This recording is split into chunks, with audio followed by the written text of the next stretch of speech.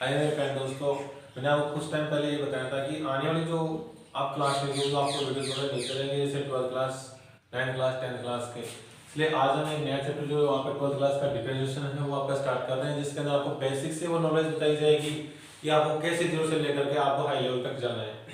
तो मैं आपको फॉर्मूले से स्टार्ट करूंगा। हर एक फॉर्मूले के अंदर जब आपको फॉर्मूला करवाया जाएगा, उस फॉर्मूले का साथ में एक एग्जांपल ले जाएगा और उस एग्जांपल को आप समझिए और देखना है कि वैल्यू किस तरीके से निकल रही है और कैसे फॉर्मूला यहाँ पर अप्लाई हो रहा है।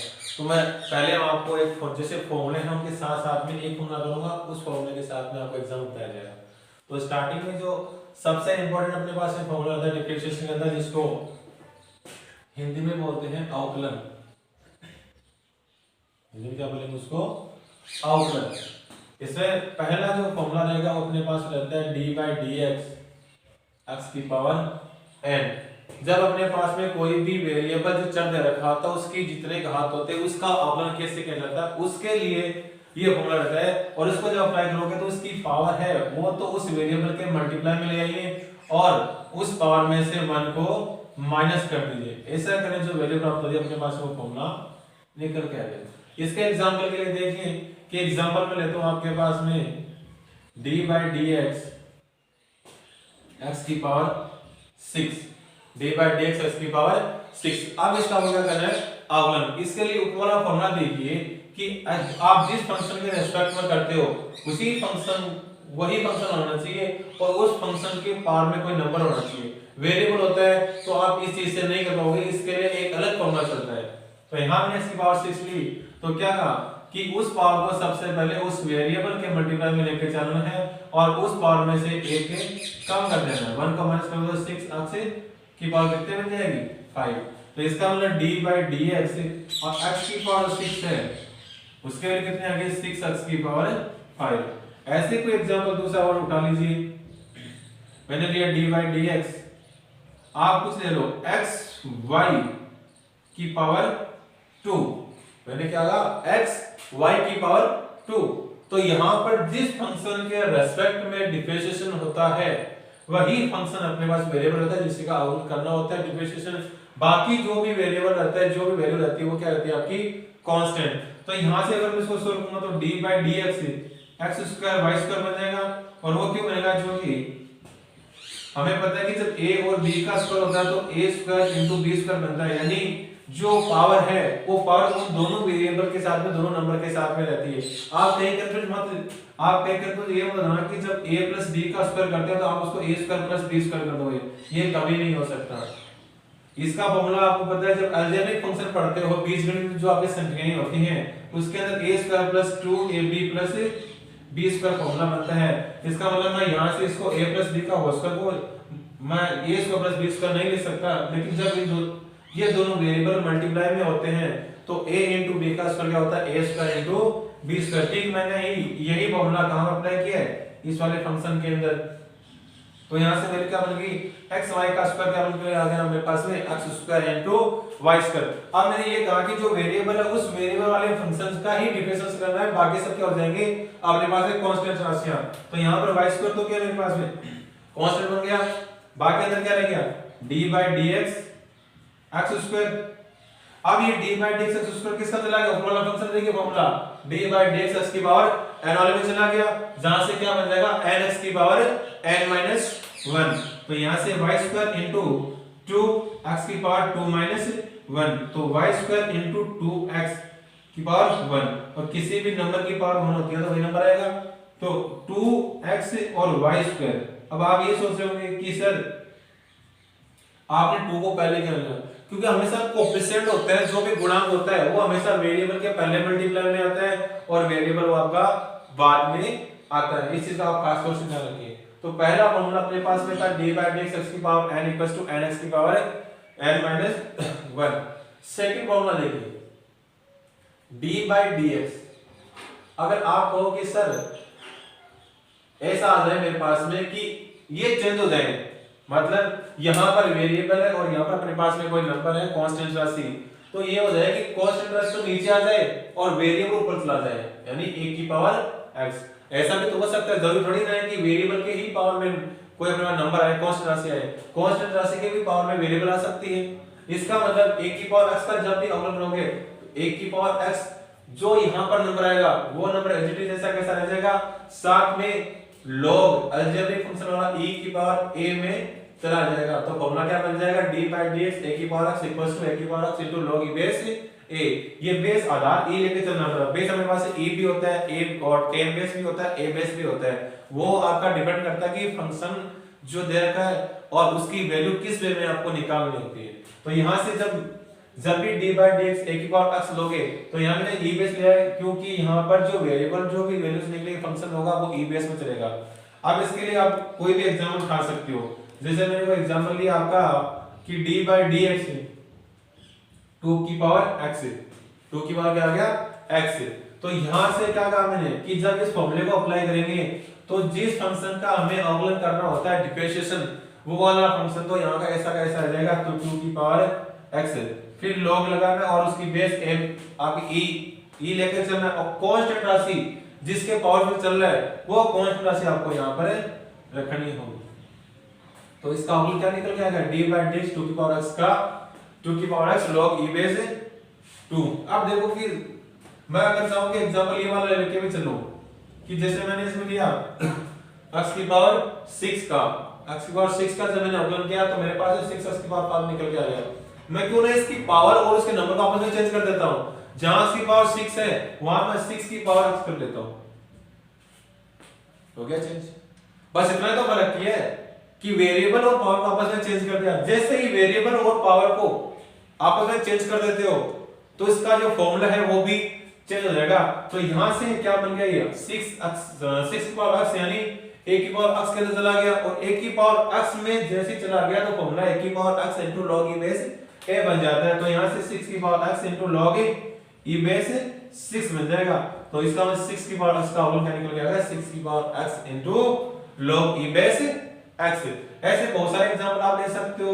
अगर आपको एग्जांपल लेना है जैसे मैं लिख देता हूं आपके लिए कि 6 की पावर है, अभी x का ले लिया हमने, आप 9 की पावर x ले लीजिए या 12 की पावर x ले लीजिए।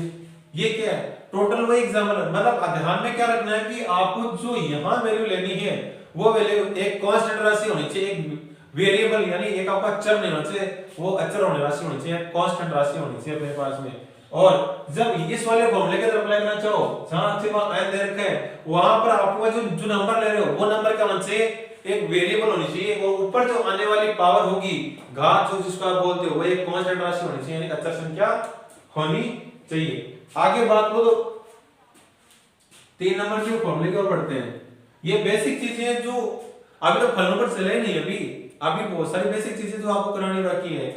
अब यहां से मैंने ये करवा दिया आपको, ये फॉर्मूला लगभग इस डिफरेंशिएशन की बात को, चाहे आप इंटीग्रेशन की बात को, चाहे आप किसी भी क्वाड्रेटिक इक्वेशन होगी आपकी या फिर लीनियर प्रोग्रामिंग इक्वेशन होगी और या फिर आपके अलजेब्रिक जो आपके फंक्शंस होते हैं उन सभी फंक्शन के जहां पर भी डिफरेंशिएशन की बात की जाएगी और जहां पर भी जैसे कोई भी वेरिएबल आ गया और उस वेरिएबल का आपको ना क्या करना पड़ेगा, अवकलन। तो उस वाले वेरिएबल का जब भी आप अवकलन करोगे तो उसके अंदर लगभग यही फॉर्मूला 99.99% यूज में आता है। तो खास तौर से इस फॉर्मूला का ध्यान रखें। और जब आप अलजेब्रिक फंक्शन या लॉगरिथम फंक्शन लोगे तो लॉगरिथम फंक्शन के अंदर अपने पास में ये फॉर्मूला काम आता है, क्योंकि लॉग वाले फंक्शन के अंदर यही चलती थी। अब एक प्रॉब्लम हो लेता हूं मैं, d बाई dx e की power x, d by dx e की पावर x, e की पावर से क्या हो जाता है e की पावर x। इसका भी एग्जांपल लेकर के चलेंगे। एग्जांपल देखिए, एग्जांपल मैंने लिया कि d बाई dx e की पावर 2x ले लिया मैंने, e की पावर 2x, तो ये क्या बनेगा 2 e की पावर 2x। अब ये 2 e की पावर 2x कैसे है, क्योंकि आपने ये बताया कि sir d by dx e की पावर x तो e की पावर से होता है, लेकिन आपने e की पावर 2 किया तो e की पावर 2 आना चाहिए, 2 तो आना नहीं चाहिए। बिल्कुल आपकी बात सही है, लेकिन यहाँ पर एक चीज और आपको ध्यान में रखनी है कि जब भी आप किसी फंक्शन e की पावर होती है, जब भी e आधार आ जाए, बेस आ जाए और उसका डिफरेंशिएशन पूछे तो ध्यान में क्या रखना है कि जो नंबर दे रहा है फलन वो तो आएगा ऐसा ऐसा, साथ में उसकी घात का भी अवकलन होता है, उसकी घात का भी डिफरेंशिएशन होता है। मतलब यहां से जब इसको सोल्व करूंगा तो देखो d बाई dx e की पावर 2x होता तो e की पावर 2x तो आ ही जाएगी, लेकिन जब उसकी पावर का अवकलन करोगे डिफरेंशिएशन तो क्या बनेगा 2x होगा ही नहीं होगा। तो यहां से e की पावर 2x है, यहां इसको लिख देता हूं मैं, e की पावर 2x आ गया और d बाई dx है और 2x है। अब 2 तो क्या हो गया, यहाँ पर कांस्टेंट राशि। अभी मैंने पीछे वाले फॉर्मूले क्या कहा था कि जिस फंक्शन के रेस्पेक्ट में करना होता है वही अंदर करना, बाकी सब कांस्टेंट राशि होती है अपने पास है, कांस्टेंट वेरिएबल्स होते हैं, कांस्टेंट जो आपकी चर संख्या होती है उनका आप ले लो बाहर। तो 2 e की पावर 2 से ले लूंगा। अब 2 मैंने पहले क्यों लिया है, क्योंकि हमेशा वेरिएबल के पहले ही कोएफिशिएंट्स आते हैं, वेरिएबल के बाद में नहीं आते। तो यहां से d बाई dx है और x की पावर 1 यानी x रहेगा 2 e की पावर 2x है, d बाई dx x की पावर n। आगे नहीं वही बात पहले वाली, इस वाले फॉर्मूले की d बाई dx x की पावर n आ गया। यहाँ पर x वेरिएबल है और इसकी पावर की बात की जा रही है। अब आप कहोगे कि सर यहाँ पे तो पावर है ही नहीं, अगर कोई नंबर दे रखा है और अगर उसकी कोई भी पावर नहीं है तो 1 पावर तो रहती है उनकी। तो x की पावर कितनी है यहाँ पर 1, तो 1 into x की पावर 1 minus 1 कर दूंगा, तो 1 into x की पावर 0 और ये 2 e की पावर 2 से आया नहीं रहा। अब 1 into x की पावर 0 क्या बन गया आपका x की पावर 0, तो 2 e की पावर 2x into x की पावर 0। और ध्यान रखना किसी भी वेरिएबल की और किसी भी कांस्टेंट राशि की जब पावर 0 होती है वैल्यू हमेशा उसकी क्या आती है 1 निकल के आती है। कितनी आएगी 1, तो यहां से 2 e की पावर 2x बन जाएगा। अब आपका एक सवाल उठना चाहिए कि सर किसी भी नंबर की किसी भी पावर की अगर किसी भी वैल्यू की अगर पावर 0 होती है वैल्यू हमेशा कहां के 1 निकल जाती है, लेकिन अगर 0 की पावर 0 निकल गया तो क्या उसकी वैल्यू भी होना नहीं चाहिए, नहीं ऐसा नहीं होता, क्योंकि सभी की वैल्यू आपकी 1 एक 0 की पावर 0 एक ऐसी वैल्यू है जिसकी पावर 0 होते ही 0 की पावर 0 होते ही वैल्यू हमेशा क्या बनेगी उसकी इंफिनिटी। वो कैसे बनेगी देखो, अब मैंने x की पावर 0 की तो x की पावर 0 कैसे हो गई, इसको 1 1 कर सकता हूं 1 1 का तो x की पावर 1 into x की पावर -1 कर सकता हूं। कैसे, जब आधार समान होता है तो घातें आपस में जुड़ जाती हैं। if base is equal then power will be add, then we can write in this form above equations, then x की पावर 1 into x की पावर -1 है उसको मैं x की पावर 1 1 भी लिख सकता हूं, you also know that about it। after x की पावर 1 upon x की पावर -1 है उसको मैं +1 कर देता हूं। जब भी कोई वैल्यू है अगर ऊपर नेगेटिव में होती है पावर में तो उसको पॉजिटिव लाने के लिए नीचे लेकर आ सकते हो, और अगर कोई वैल्यू नीचे जो आपके डिनोमिनेटर में है हर के अंदर अगर पावर में किस होती है माइनस के अंदर होती है तो आप उसको ऊपर लेकर उसको प्लस में बना सकते हो। अब देखो सैमसंग क्या कर गई ना, वैल्यू क्या आ गई 1 आ गई। अब दो सवाल अपने दो क्वेश्चन निकल के आ रहे हैं। पहला क्वेश्चन तो क्या कि अगर किसी भी कोई भी नंबर है उस नंबर की अगर पावर 0 होती है वैल्यू हमेशा 1 आती है, बट 0 की पावर 0 की वैल्यू हमेशा कभी 1 नहीं है। ठीक, पहली चीज तो ये। दूसरा क्वेश्चन क्या निकल के आ रहा है कि अगर सेम संख्या को सेम संख्या से सेम नंबर को सेम नंबर से डिवाइड करने पर वैल्यू क्या आती है हमेशा 1 आती है, नहीं आती। तो फिर 0 को 0 से डिवाइड करने पर वैल्यू 1 क्यों नहीं आती है, ऐसा तो होना चाहिए ना।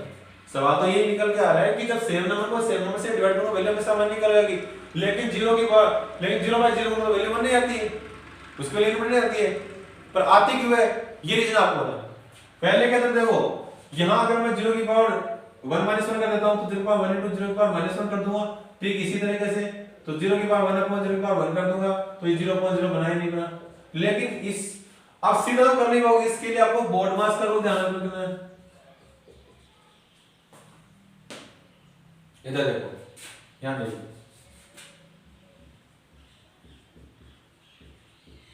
बोर्ड मास करो क्या कहता है, यहां सबसे पहले ब्रैकेट को सॉल्व करना होता है आपको। ऑफ ओ का मतलब होता है ऑफ यानी मल्टीप्लाई, कुछ का के सेंस में लेते हैं। फिर डी का मतलब होता है डिवीजन, एम का मतलब होता है मल्टीप्लाई, ए का मतलब होता है एडिशन और एस का मतलब होता है सब्ट्रैक्शन। हिंदी में देख लीजिए, ब्रैकेट कोष्टक हो गया अपने पास, ऑफ का मतलब का की, और डिवीजन मतलब भाग, जो भाग देते हो आप उसके बारे में, और मल्टीप्लाई हो गया गुणा, एडिशन हो गया प्लस करना यानी जोड़ना, और सब्ट्रैक्शन हो गया आपका माइनस करना। तो इन चीजों में देखो मल्टीप्लाई में, सब्ट्रैक्शन में, एडिशन में और डिवीजन में सबसे पहले क्या आ रहा है डिवीजन वाली जो आपकी प्रॉपर्टी है वो वाली यूज में आ रही है। इसका मतलब सबसे पहले क्या करेंगे डिवीजन करेंगे। इसीलिए जब आप जीरो पर कोई नंबर कोई भी नंबर लेंगे सबसे पहले क्या करेंगे, डिवीजन वाली ऑपरेशन जो आपके प्रॉपर्टीज वाले यूज में लेंगे। अगर वो यूज में लेते हैं तो आपको ये पता है कि किसी भी नंबर को अगर जीरो से डिवाइड करते हैं तो वैल्यू हमेशा क्या आती है उसकी, इनफिनिटी क्या आती है, क्या आती है, इनफिनिटी, यानी अनंत आता है। बस इसीलिए इसका मान क्या होता है, अनंत। और यहां पर तो सेम नंबर से क्या आ जाएगा, ऐसा वन ही तो निकल के आती है।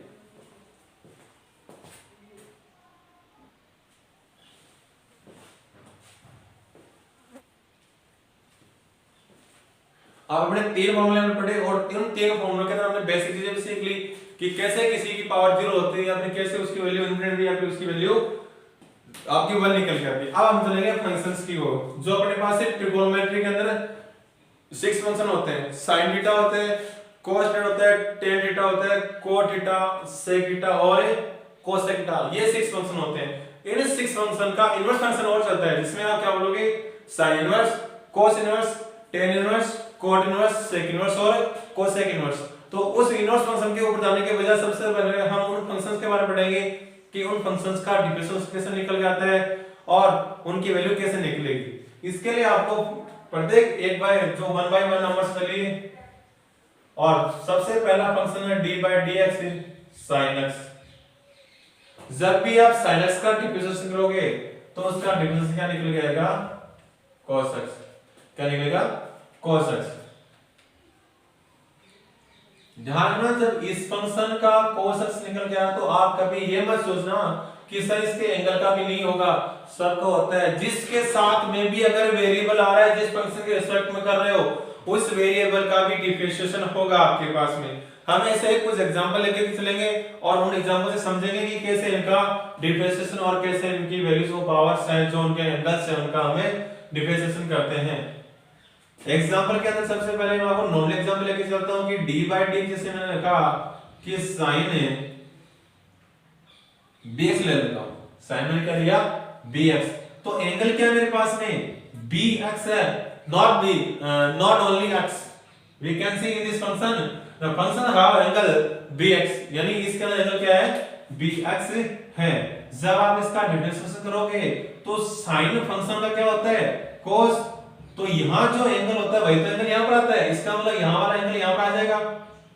फिर मैंने कहा कि उसके एंगल के साथ में हो चाहे उसके पावर में हो उसका भी क्या होता है डिफरेंशिएशन, उसके एंगल में क्या है bx, bx तो उसका क्या करूंगा डिफरेंशिएशन, तो cos bx तो है मेरे पास में। अब यहां पर जिस फंक्शन के रिस्पेक्ट में करते हैं वही तो फंक्शन आपको यहां पर रखना है, बाकी सब तो क्या होती है कांस्टेंट राशियां। तो यहां से b तो क्या हो गया कांस्टेंट और बाकी को बाहर ले लीजिए d by dx और x निकल के आ गया, तो ये कांस्टेंट है। तो फंक्शन के पहले हमेशा कोफिशिएंट और कांस्टेंट होता है वो अपने पास में वेरिएबल के पहले और फंक्शन के पहले ही आएगा, कभी उनसे बाद में नहीं आता। ये तो यहाँ पर b के मेरे पास है कांस्टेंट है या नहीं है, तो इस कांस्टेंट को आप पहले ले लीजिए और cos bx into d by dx x। जब किसी वेरिएबल की पावर 1 होती है ना तो वैल्यू 1 ही आती है, वो वेरिएबल नहीं आता है जब आप डिफरेंशिएशन करते हो, लेकिन इंटीग्रेशन इससे थोड़ा सा डिफरेंट है। तो यहां से वैल्यू क्या बन जाएगी 1, जो मैंने आपको अभी सिखाया, आपको थोड़ी देर पहले d by dx x की पावर 1 है तो 1 into 1 minus 1 तो 1 into x की पावर 0 और इसकी वैल्यू 1 तो 1 into 1 क्या बनेगा 1 निकल के आ जाएगा। तो यहां से वैल्यू क्या बनेगी b cos bx, ये अपने पास में d by dx निकल के आ गया किसी फंक्शन का जो साइन फंक्शन क्या था bx था।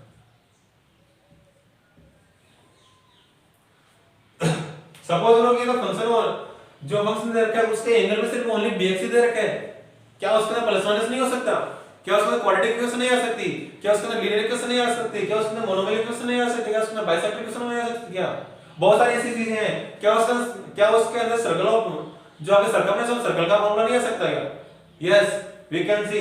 इसके अंदर बहुत सारे ऐसे फंक्शन के अंदर बहुत सारे एंगल ऐसे आ सकते हैं जिसके अंदर अपने पास सर्कल जो आपके सर्कमफ्रेंस ऑफ सर्कल आ गई यानी वृत्त की जो आपकी परिधि होती है वो देख रहे आ जाए, क्या पता सिर्फ पाई आर स्क्वायर है, पाई आर स्क्वायर के अंदर आर के रेस्पेक्ट डिफरेंशिएशन पूरे तो पाई तो कांस्टेंट राशि हो जाएगी आपकी, और आर जो है वो आपका वेरिएबल हो जाएगा और जिसके रेस्पेक्ट में आपको क्या करना पड़ेगा डिफरेंशिएशन करना पड़ेगा। साथ में सपोज करो कि क्वाड्रेटिक इक्वेशन जो आपकी द्विघात समीकरण होती है ax² + bx + c, उस वाली चीज से हम उस चीज को देख सकते हैं। तो चलो मैं आपको एक क्वाड्रेटिक क्वेश्चन का एग्जांपल ले लेता हूँ कि मेरे पास जैसे फंक्शन दे रखा है ये sin x है, यहाँ पर ax² plus bx plus c ये ले लिया मैंने, है तो क्वाड्रेटिक इक्वेशन द्विघात समीकरण, द्विघात रैखिक समीकरण, क्वाड्रेटिक लीनियर इक्वेशन दे रखी है अपने पास में। इसका भी आप बहुत ही इजी वे में आप क्या कर सकते हो, इसका डिफरेंशिएशन। पहले इसी को जानना, जो फंक्शन दे रखा है उस फंक्शन का करना है। साइन का क्या होता है, cos होता है, cos के फिर इसका जो एंगल होता है वही एंगल यहां पर आता है, तो ax² plus bx plus c। फिर मैंने ये बताया था कि उसका एंगल का भी होता है कि उसमें कोई नंबर पावर में आ, तो ax² plus bx plus c।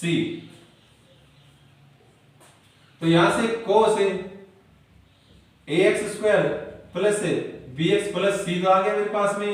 अब ये d/dx है ना, सबके साथ अलग अलग हो जाएगा, तो d/dx ax² plus d/dx bx plus d/dx c।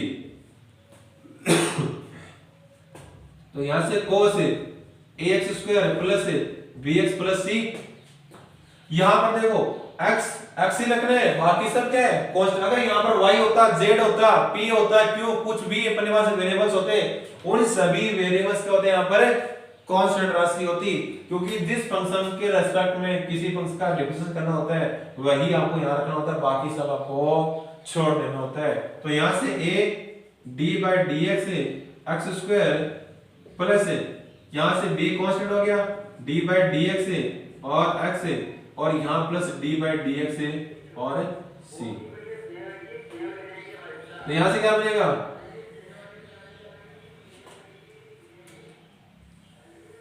ये चीज नहीं पार्ट, ये पार्ट पहले वाले, cos ax² plus bx plus c a क्या कहा, उसकी पावर मल्टीप्लाई कर लो एक नंबर और एक पावर उसमें से कम कर दो, तो आपसे सूत्र क्या बन जाएगा, a into 2x plus b और ये 1 बन जाएगा।